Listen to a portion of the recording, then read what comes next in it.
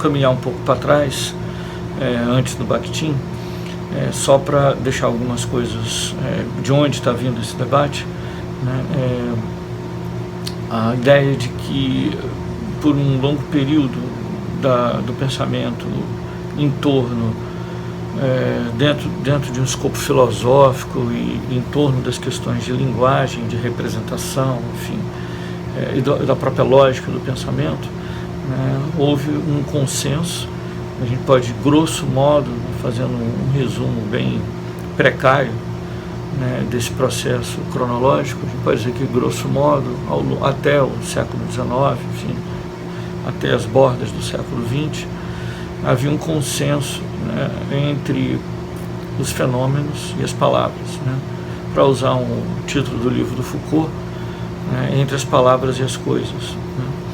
Então havia uma espécie de pré-determinação de que as coisas e as palavras estariam respondendo a uma lógica interna, né, em que os sistemas de representação eles seriam, digamos assim, dados, né, eles seriam entendidos, eles se prestam então ao entendimento para facilitar a comunicação entre as pessoas, e isso seria suficiente, né.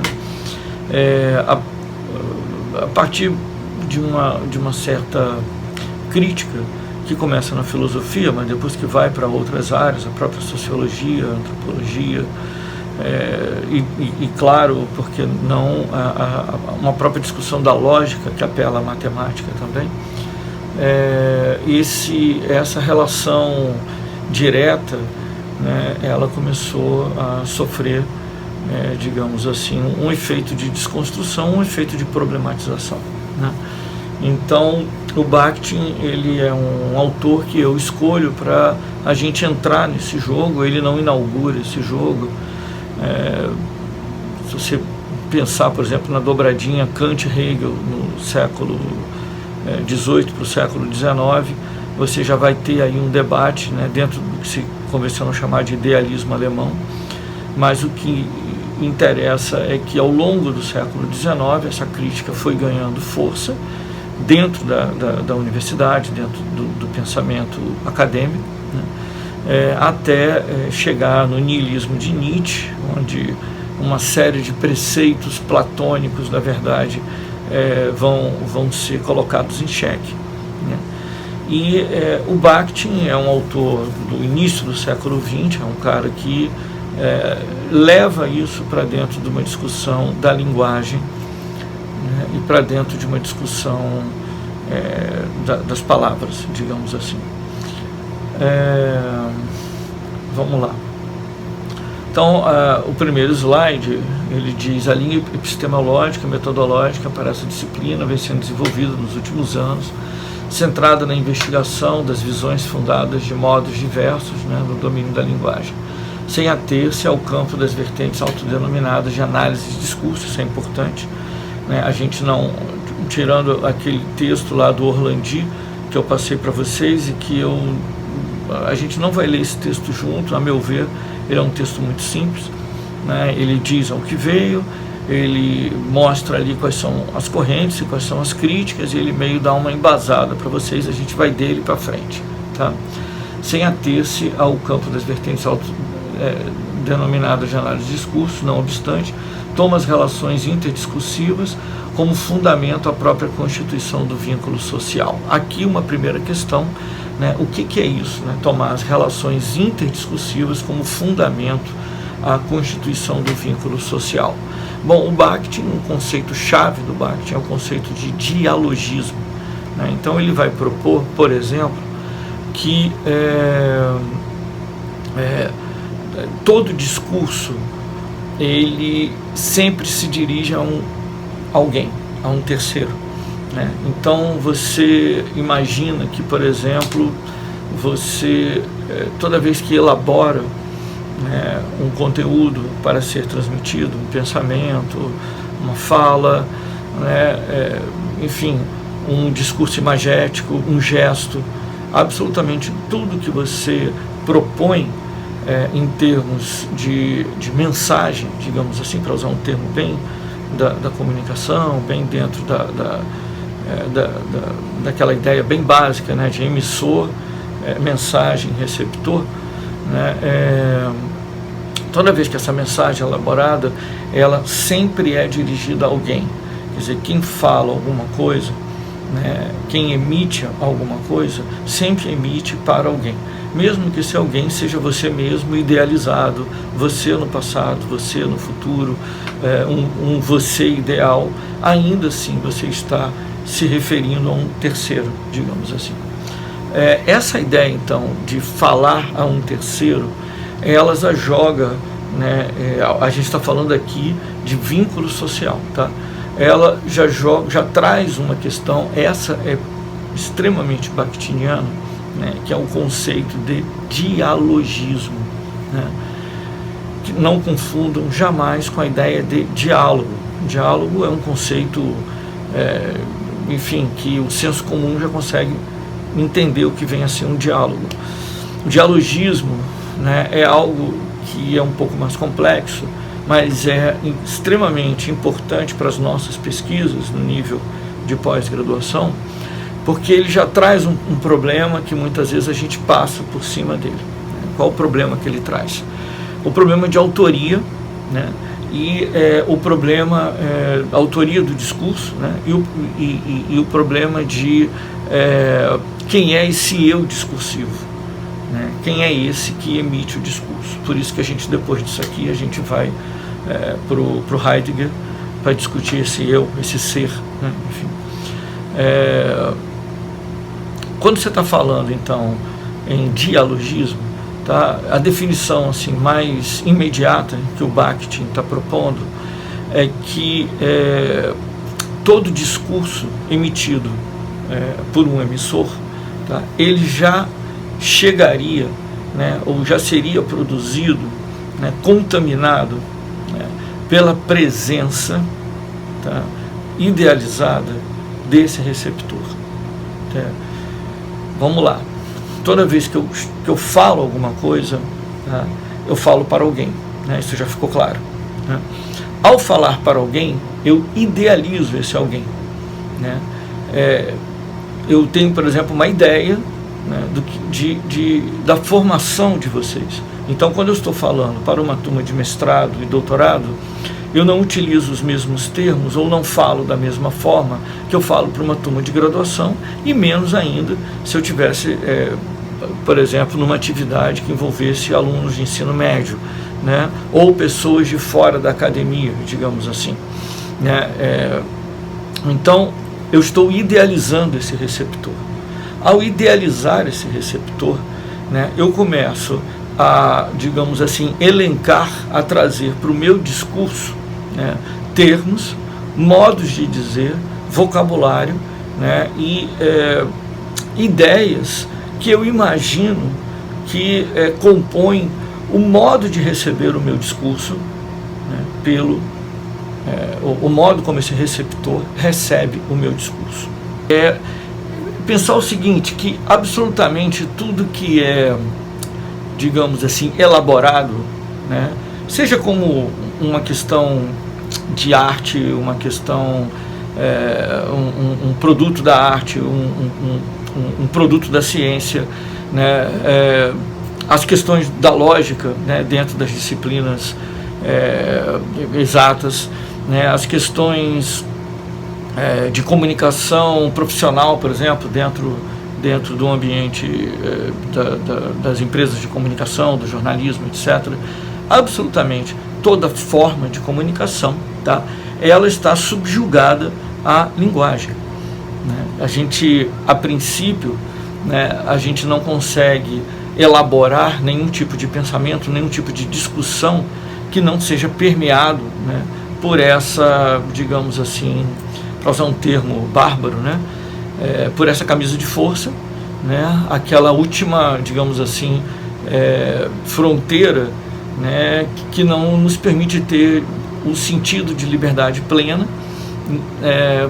considerando que as coisas que eu sinto, né, as coisas que me afetam, né, elas só podem ser elaboradas através da linguagem. Quer dizer, eu não consigo exprimir um sentimento a não ser através de palavras como dor, sofrimento, medo, angústia, né?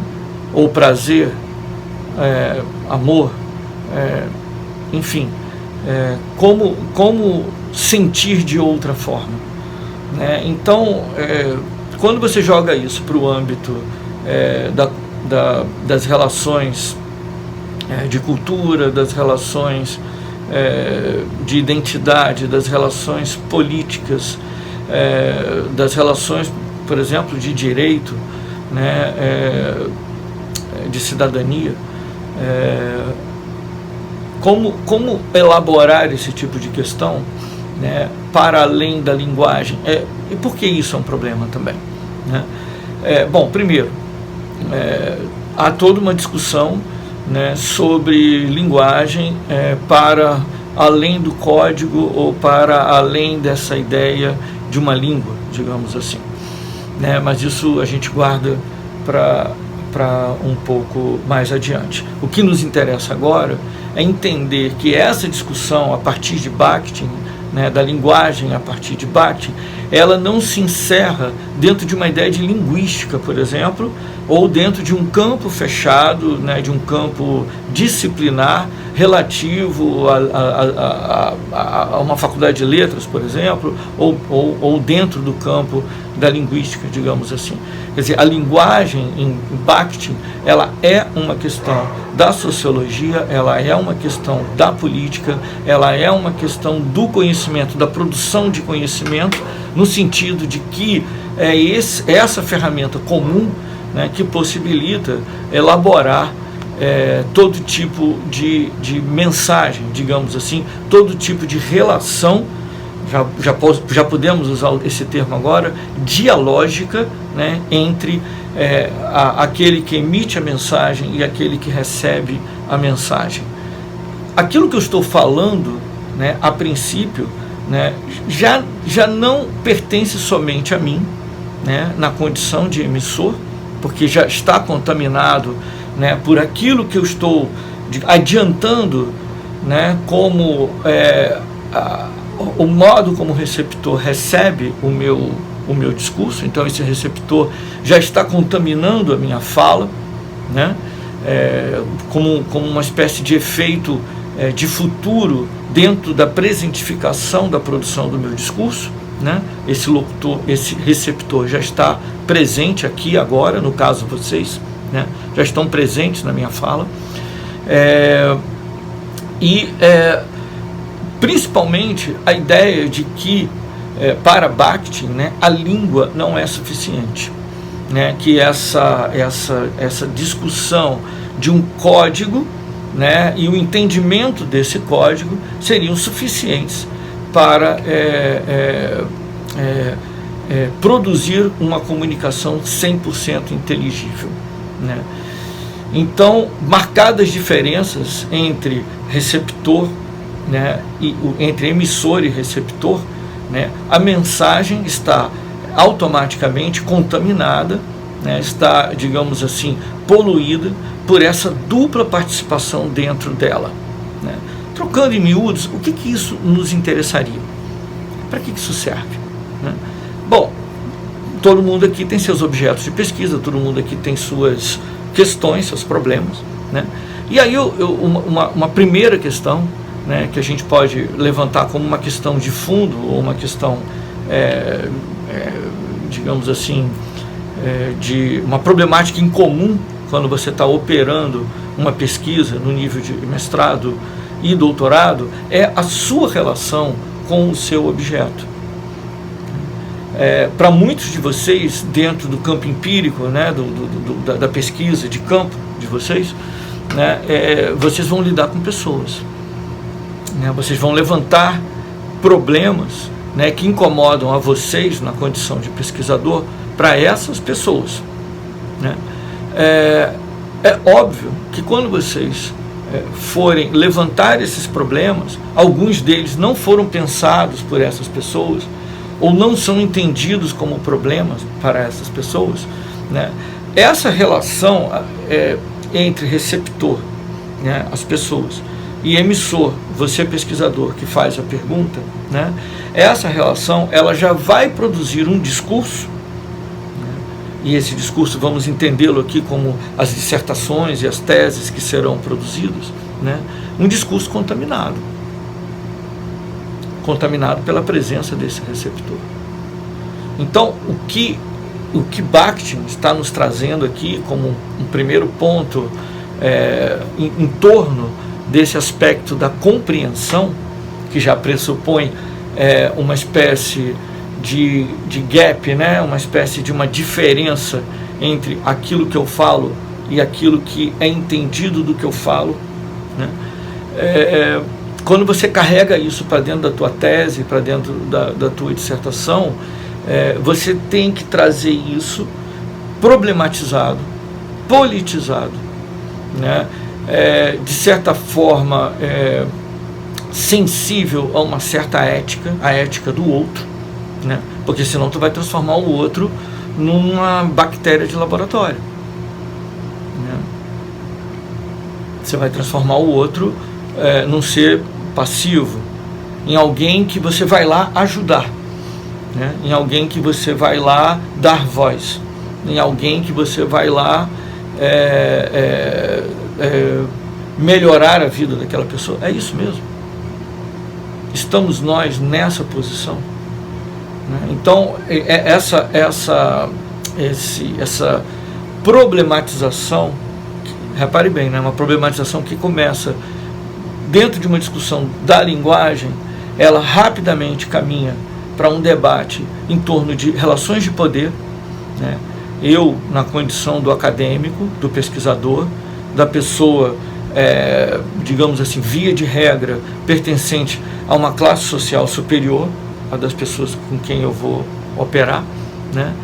E o outro, que é aquele que não detém o saber acadêmico, né? Que possivelmente vem de uma classe social ou igual, uma via de regra inferior a mim, né? E aquele ao qual eu vou iluminar, né, levando o meu discurso científico a ele.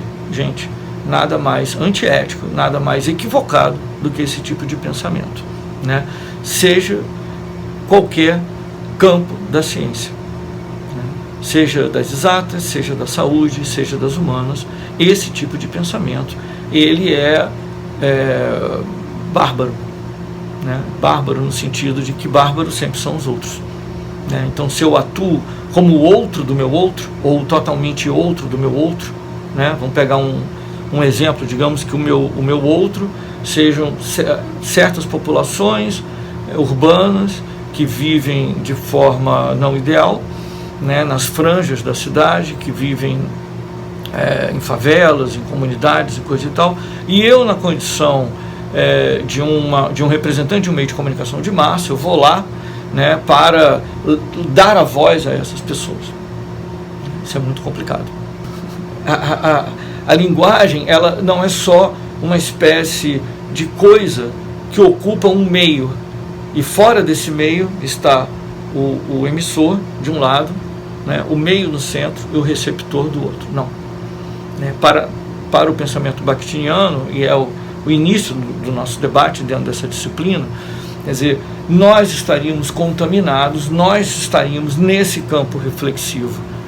Nós só nos entendemos, né, de nós para nós mesmos, de nós para o mundo, de nós para os nossos supostos receptores, né, a partir dessa linguagem, né? Então, trazendo já um outro autor que a gente vai ver, que é o Wittgenstein, né, não haveria mundo para além da linguagem. Depois isso é problematizado, mas num primeiro momento a gente pode pensar dessa forma: não há mundo para além da linguagem, né? Não há acontecimento para além da linguagem, né? Então, ainda que uma pedra no meio de um deserto, no deserto de Atacama, role do ponto A para o ponto B, né, e ninguém tenha observado, né, esse rolar dessa pedra, ou esse suposto acontecimento, tá, ele só se transforma em acontecimento aos olhos de uma testemunha ocular que não basta só testemunhar, mas ela precisa elaborar algo sobre isso para alguém. Então, esse conjunto bastante complexo, né, é onde se localiza esse objeto reflexivo, quer dizer, a linguagem enquanto objeto reflexivo, né? Então eu vou atrás de escutar esse outro, né, para produzir o meu discurso, chamado tese, chamado dissertação, né, sabendo que tanto aquilo que eu vou produzir como fala, no final desse fenômeno, no final, enfim, desse percurso, dessa relação entre emissor, receptor e mensagem, né, quanto aquilo que eu vou escutar, quer dizer, aquilo que eu vou falar e aquilo que eu vou escutar, ambas as coisas estão, digamos assim, tomadas de valor, de juízo de valor, né? Então, quando o Bakhtin, né, chama a atenção para que todo discurso e toda relação dialógica, né, ela está carregada de uma intenção valorativa, tá? Ele quer, digamos assim, assumir, né, que toda positividade daquela ciência iluminista que vigorou ao longo dos séculos XVIII e XIX, ela agora está fazendo água, né? E ela na verdade, ela não passa de um dogma da própria ciência, né? Ou de um caráter metafísico dentro daquilo que eu estou elaborando e chamando de ciência, né? Então, no lugar, né, de eu fingir que há uma ciência rígida, né, com respostas rígidas, né, eu vou assumir que toda resposta, ela mesmo produzida dentro da academia e dentro dos rigores, né, que a ciência impõe, ela ainda assim, ela carrega uma carga valorativa, né? Essa carga valorativa é determinada pela minha informação, pelo meu gosto, pelo meu humor, pelo meu ethos, né, pela minha ética, né? Cada enunciado desse, né, não só, obviamente, eles estão encadeados dentro de uma sequência, nesses filminhos de 8, 9, 10 minutos que eu estou fazendo, como eles estão encadeados, né, com uma espécie de memória discursiva que eu trago, no caso, né, eles estão encadeados, por exemplo, com toda uma experiência bibliográfica que eu fui adquirindo ao longo da minha vida. E o que digamos assim, talvez a maior contribuição do Bakhtin, né, eles estão encadeados, né, com futuros supostos ou possibilidades, né, de desdobramentos desses enunciados, né, a partir de autores que estão discutindo essas coisas, né, agora, no presente. Esse é um aspecto. E o outro aspecto, né, aquilo que eu já tinha falado antes sobre o dialogismo, né, que, quer dizer, os meus enunciados, eles estão também encadeados, né, com aquilo que eu estou, digamos assim, antevendo, né, do entendimento de vocês. Então, o que eu estou falando agora, ele sofre uma dupla contaminação, ou uma dupla presença. A presença de um passado, né, que tem a ver com aquilo que eu, de alguma forma, trouxe de memória para cá, para esse momento, né, de leitura, de escuta, né, de entrar em contato com enunciados produzidos sobre isso que estamos falando agora, mas também com outras duas possibilidades. Quer dizer, o que eu imagino que aquilo que foi dito no passado, em termos de bibliografia, pode se desdobrar no futuro. Então essa possibilidade já está presente na minha fala agora. E também algo que diz respeito ao entendimento direto do meu interlocutor, no caso vocês, né? Como que vocês, aquilo que eu entendo que vocês estão compreendendo, e por isso mesmo essa compreensão de vocês, ou aquilo que eu entendo que vocês estão compreendendo desse discurso, já é parte do meu discurso. Eu tiro uma média, digamos assim. Eu valoro né, quem são vocês, alunos de mestrado, de doutorado, né, que tipo de vocabulário usar, né? Então eu tiro uma média e trago vocês para dentro dessa fala presente agora, como uma presença, né? Então vocês são uma presença, vocês são um sendo, um gerúndio dentro dessa minha fala presente agora. A gente vai ver isso depois melhor com Heidegger, tá? Mas já adianto que essa é uma questão crucial para entender discurso, que é essa relação com o outro, né?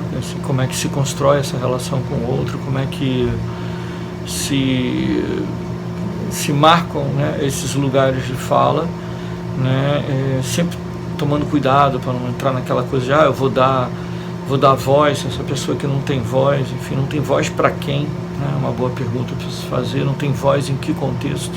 Possivelmente tem voz no contexto ao qual ele pertence, enfim. E então algo que eu vejo como incrivelmente importante, né, é você no lugar de chegar nessa relação, né, como uma espécie de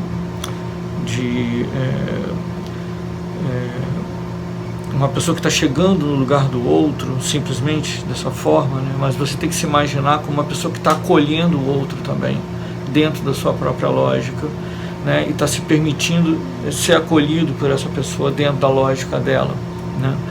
E então é um jogo entre hóspede e hospedeiro, né, em que você exerce os dois papéis, né? Então é bem complexo isso, quer dizer, você se imaginar por um momento, né, como um hóspede no ethos do outro, por outro momento como um hospedeiro tendo o outro, né, sendo hospedado dentro do seu sistema de lógica, de funcionamento, né, o que envolve também os seus interesses, os seus valores, enfim.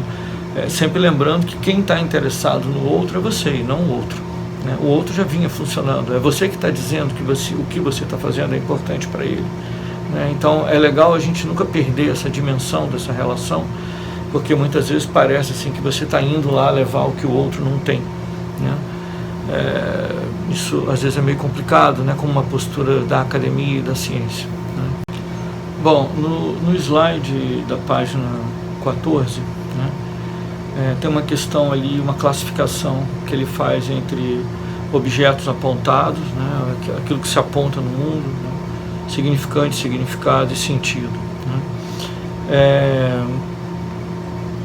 Vou pegar uma metáfora, talvez fique mais fácil do que eu ficar explicando isso conceitualmente, né. Então você pode chamar, por exemplo, vamos puxar para cá a figura de uma caixa, né. Então a caixa eu aponto, né, a gente está sentado no lugar, eu aponto a caixa, aquilo que se aponta no mundo. Pode ser uma pedra, pode ser um avião, pode ser uma cidade vista à distância, ou o highlight da cidade, aquela cidade, aquilo que eu aponto no mundo, né? O significante é aquela palavra, aquele termo, né? Uma caixa, todas as caixas, né? A cidade, todas as cidades, né? Então o significante cidade, né? A ideia de um conceito geral, né, para aquilo que se aponta no mundo, né? Então a cidade, a caixa, enfim. A gente ainda está num plano, digamos assim, quase que interno ao discurso, né, ou uma relação direta entre o discurso e as coisas, né? O significado é aquilo que se diz do significante, né? Então eu posso dizer a caixa e construir um significado, né, para a caixa. Eu posso dizer a cidade, né, e o que se diz da cidade. Então isso é o significado. O que se diz da cidade? A cidade é poluída, a cidade liberta, né? Alguém já disse isso, os ares da cidade liberta, né? A cidade é cosmopolita, a cidade é perigosa, né? A cidade é partida, enfim, tem N significados, né, para o significante cidade. E a ideia do sentido em Bakhtin, né, talvez seja o mais complexo, né, desses 4 níveis, né, desde aquilo que se aponta no mundo, ele remete ao que Bakhtin vai chamar do campo extra-discursivo, né? Então, a ideia de que o sentido das coisas, né, é aquilo que se chega dentro dessa relação bastante instável e difícil de você conceituar, né, e encontrar um denominador, né, uma verdade final que não esteja contaminada por valores, né, coisas que já falamos antes, né, que é essa relação, é o que sobra da relação dialógica, né, ou o discurso dialógico, né, que se dá entre um emissor e um receptor. O discurso contaminado, né, pelos meus valores, pela minha lógica, pela minha condição, né, e sobrecontaminado pela lógica do outro receptor, no caso, pela lógica, pelos valores do outro, por esse receptor, né, pela condição desse receptor também. São variáveis bastante objetivas, né, gente? Se você, por exemplo, está lidando com um marceneiro, né, se você está lidando com uma população carente, é óbvio que os valores, né, não vão coincidir 100% com os valores de quem trabalha dentro de um laboratório, de um lugar de produção de ciência, né, qualquer ciência. Então, quando eu falo o outro, né, sendo assim categorizado, é porque eu de maneira alguma tenho a pretensão, né, de ter a experiência de vida, né, de uma pessoa que mora numa comunidade, né, para o bem e para o mal, estou falando isso, principalmente para o mal, e muito menos ainda para um detentor de uma tecnologia, por exemplo, de construção de móveis, ou de um marceneiro, uma pessoa que trabalha com madeira, uma pessoa que trabalha com encaixes e prego e ferramentas. Eu não tenho a mínima habilidade para fazer isso, mal prego uma prateleira na parede. Então eu não posso ter, na minha perspectiva, de que absolutamente as coisas que vão sair da minha boca, né, vão ser compreendidas tal qual eu imagino que elas seriam compreendidas se eu estivesse falando nem para um eu idealizado, mas para um eu repetido, né, uma duplicata de mim mesmo, né, o que é uma impossibilidade. Então, essa classificação, por que essa classificação é tão importante para a gente? Para vocês perceberem que quando vocês estão lidando com o mundo, né, todas esses meios, né, essas ferramentas de relação com o mundo, seja elas dentro de uma perspectiva prosaica, vulgar, de uma mera troca de informações entre pessoas no cotidiano, até essa condição que nós estamos aqui de pesquisadores, né, na perspectiva de produzir um trabalho acadêmico, né, essas relações, elas são permeadas, né, elas são permitidas, melhor dizendo, né, por causa dessa ferramenta que é a própria linguagem. É só essa perspectiva que eu gostaria que vocês mantivessem. Quer dizer, mesmo as coisas simples, aquelas que a gente aponta no mundo, né, elas podem guardar percepções muito diferentes, né? Então a ideia de um certo mobiliário escolar, né, para uma criança da Ponta Verde, né, é totalmente diferente para uma criança de uma savana moçambicana, por exemplo, né? Então, muitas vezes, uma sala de aula é algo absolutamente inexistente do ponto de vista material. As pessoas estão simplesmente debaixo de uma árvore, se protegendo do sol, sentadas no chão, quando muito com um papel e um caderno e um lápis na mão, enquanto a professora, ou o professor, enfim, passa a lição para esses alunos, né? Então isso é uma sala de aula. Então, lógico que um certo mobiliário dentro de uma sala de aula, né, na perspectiva de uma classe média, urbana, com um certo padrão aquisitivo, né, ele não gera nenhum estranhamento. Aquilo que se aponta no mundo é uma cadeira de escola, né? Ora, para uma criança criada na savana africana, aquele objeto, ele no mínimo teria conotações de um objeto de luxo, de uma impossibilidade, de um objeto inalcançável, ou também de uma marca de ganho social, né, de uma aquisição de um status de cidadania, né? Você não precisa fazer essa comparação tão distante. No Brasil, isso é muito perceptível, né? Então, se eu estou num carro de melhor qualidade, né, com o meu fenótipo também, é claro que a abordagem da polícia vai ser né? Se eu sou um homem negro, né, parado num carro velho, a abordagem da polícia vai ser outra.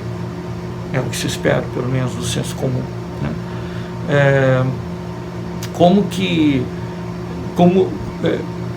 fica, né, o modo de lidar com esses objetos que se apontam no mundo, né? Essa a questão, né? Então, aquilo que se aponta no mundo varia de acordo com uma paralaxe, né? De onde eu estou vendo, o objeto muda de posição, né? O objeto muda de configuração, é outro objeto, não se trata mais do mesmo objeto. Quer dizer, eu só compreendo na medida que eu posso problematizar o que está sendo dito, né? Se eu não tenho nada a dizer sobre aquilo, não estou falando dizer no sentido, eu tenho que responder tudo que o professor fala, pelo amor de Deus, não se trata disso. Mas elaborar mentalmente as coisas, né? Conseguir refletir sobre aquilo que foi dito, né? Se, por exemplo, eu estou conversando com um cara que fabrica carro de boi, entrevistei dezenas no sertão daqui de Alagoas, e o cara começa a me explicar, por exemplo, a aquisição das madeiras, o funcionamento do maquinário dentro da oficina de carro de boi. Agora, enquanto eu não consigo elaborar uma questão, que eu posso verbalizar ou não, mas enquanto eu não consigo elaborar uma questão, que a meu ver parece plausível, né, e ela, de certa forma, funciona ali como um dínamo para mover a conversa, né, eu sei por mim mesmo que o que ele está falando não está sendo... Eu não estou conseguindo penetrar no ethos dele, né? Seja por que razão. Enquanto eu não consigo elaborar, né, uma espécie de contrapalavra, né, significa que eu estou na superfície do diálogo, eu não mergulhei no diálogo. E aí eu estou falando diálogo mesmo, não estou falando dialogismo, tá? Então essa é uma questão que está ali, colocada ali, vai falar da réplica, enfim, no slide 15, tá?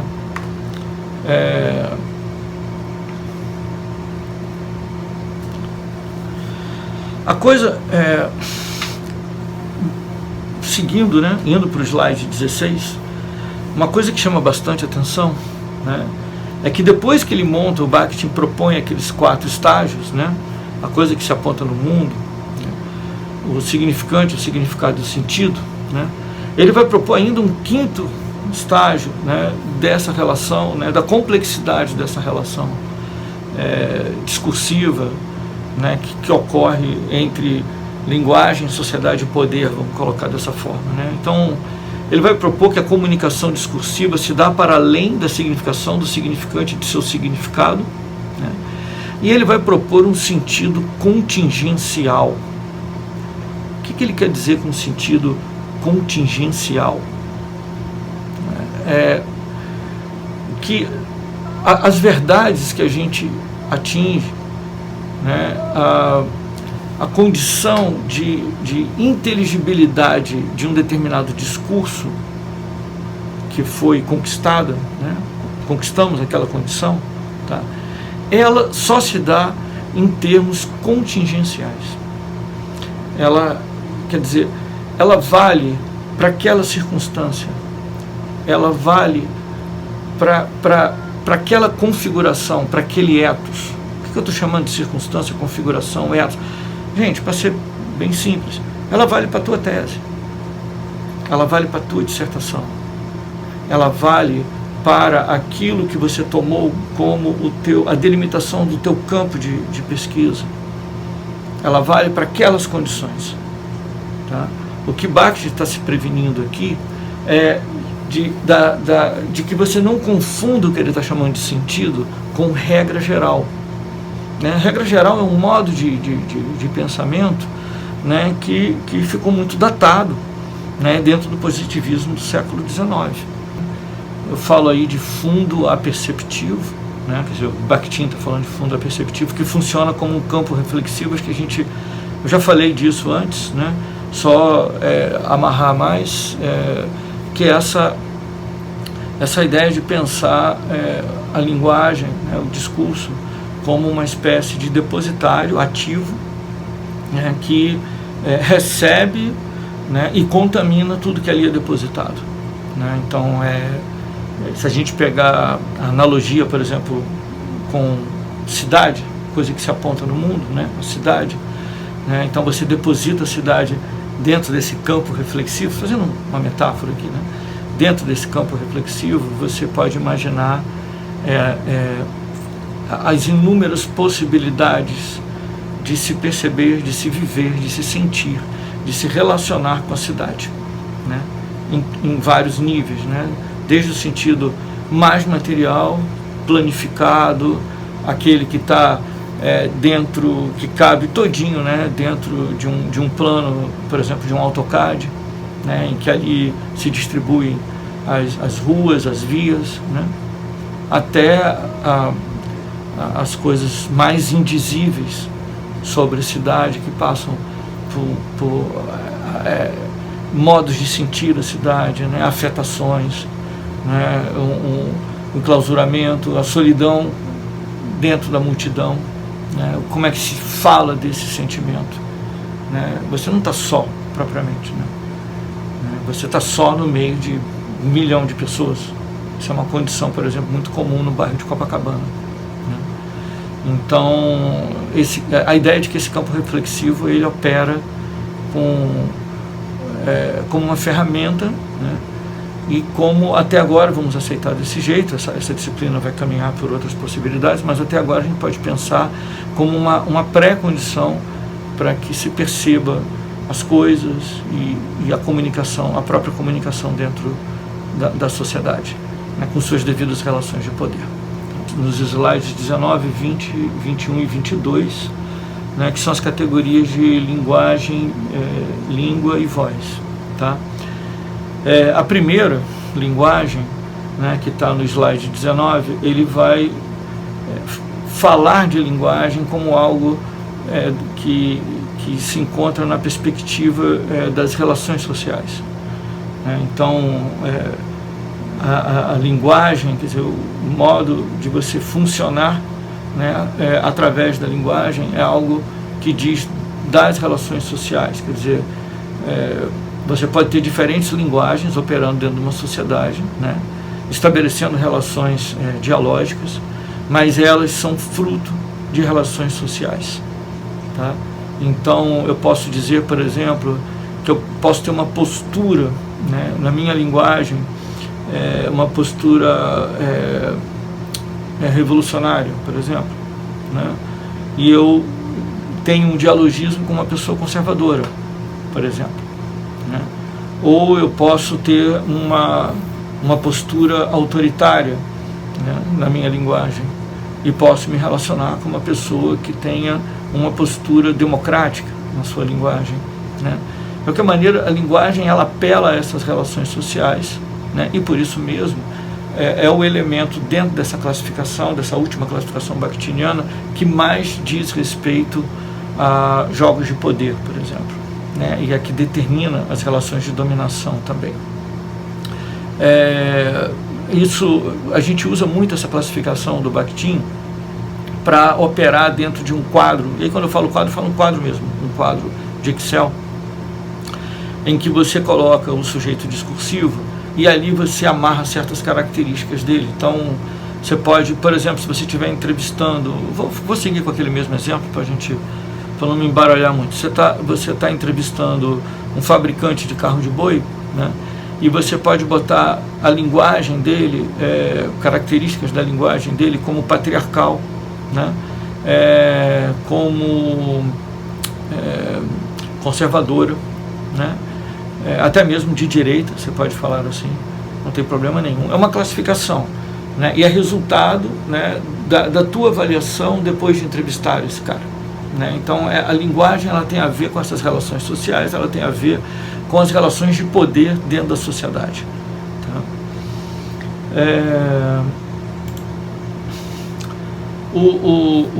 O segundo elemento, tá? Ele diz respeito à língua, né? Ele vai chamar linguagem, língua e voz, né? E a língua, ela apela muito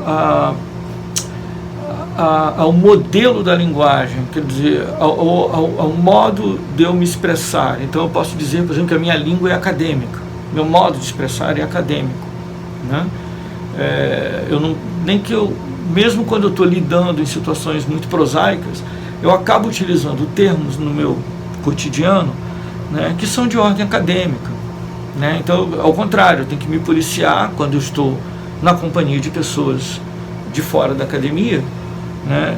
Eu tenho que me policiar para não...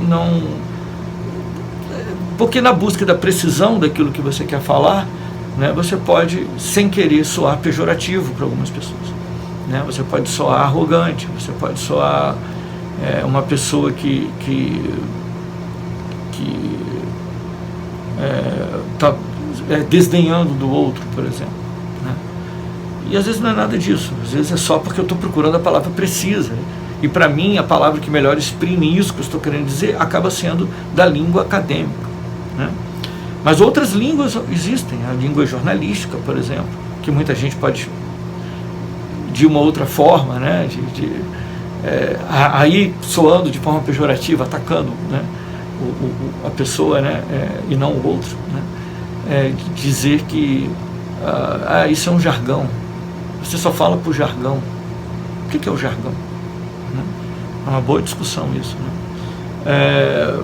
Claro, você vai ter a língua do direito, né? Você vai ter a língua dos médicos, quer dizer, cada profissão praticamente ela vai ter uma língua própria, quer dizer, um modo de dizer do mundo, né, que extrapola as meras relações profissionais.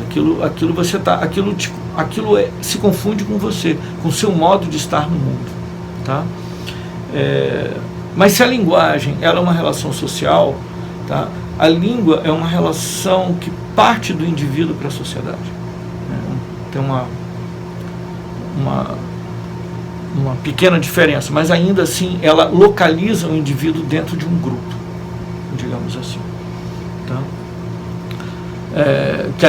Que é o que o Bakhtin propõe aqui, né? Ela pode ter grupos profissionais, ela pode ser de um caráter sócio-ideológico, por exemplo, se é a língua de um determinado partido, por exemplo, partido político, né? Você já viu o pessoal, sei lá, do PCO, do PSOL falando, tem um modo de falar, né? Do DEM tem outro modo de falar. Então eu não quero também que vocês pensem que a língua é relativa à profissão. A profissão é um exemplo de língua, né? Mas você também pode ter uma língua, por exemplo, de um modo cristão de falar. Hoje em dia a gente percebe muito isso, né? Nas relações fora do campo cristão, né? Os cristãos continuam usando termos que eles usam entre eles, né? E usam em termos gerais, assim, usam aqueles termos para todo mundo, né? O outro aspecto, né, que é talvez o mais simples de todo, né, é a voz. E a voz ela necessariamente ela vai denotar, né, um sujeito social, né? Então, vou ler aqui, esse é o mais simples, né? É a manifestação da língua por um sujeito social, histórico, manifestação singular, um determinado idioma, sob uma determinada linguagem, a partir do ponto de vista de um agente social específico, né? Então, a voz, ela pode ser, em termos bem objetivos, né? A voz do professor, a minha voz, né, já demarcada por aquela língua que eu já falei e pela linguagem que eu já me referi. Mas também pode ser, por exemplo, a voz de um determinado veículo. Esse veículo assume o lugar de sujeito, né? Então você pode dizer qual é a voz do Estadão, por exemplo, né? Pode ser a voz de um determinado programa, como foi a Sudene, né, do Celso Furtado. Então, um programa de desenvolvimento, né, regional, e tinha uma voz aquele programa, né? Então, quando a Sudene foi lançada na década de 50, ela tinha uma voz, eu diria quase que um porta-voz, né? Um modo de dizer Sudene, né? E que também está emoldurada por língua e linguagem, né? Então, uma visão desenvolvimentista, de transformação, não diria revolucionária em termos de linguagem, mas de transformação, né? Uma língua que buscava, a maior parte das vezes, soar como uma língua de especialistas, uma língua técnica, né? Mas às vezes ela se deixava levar por uma língua mais poética, um modo de dizer, né? Então, gente, são classificações, quer dizer, na medida do necessário, né? Eu não colei aqui, mas eu vou colar, né, um quadro de posição de sujeito. É bem interessante, porque aí você vê como é que essa classificação se dá e se ela pode ser útil metodologicamente para o trabalho de vocês. Se vocês derem uma olhada no livro que surgiu da minha tese de doutorado, né, tem lá eu utilizo isso na primeira parte do livro como metodologia de classificação, tá? Mas depois a gente vai conversar mais sobre isso, vamos ter tempo. Gente, eu vou encerrar por aqui, tá? Obrigado, né? Espero que isso aqui ajude, somado à aula que a gente vai ter, tá bom? Um abraço.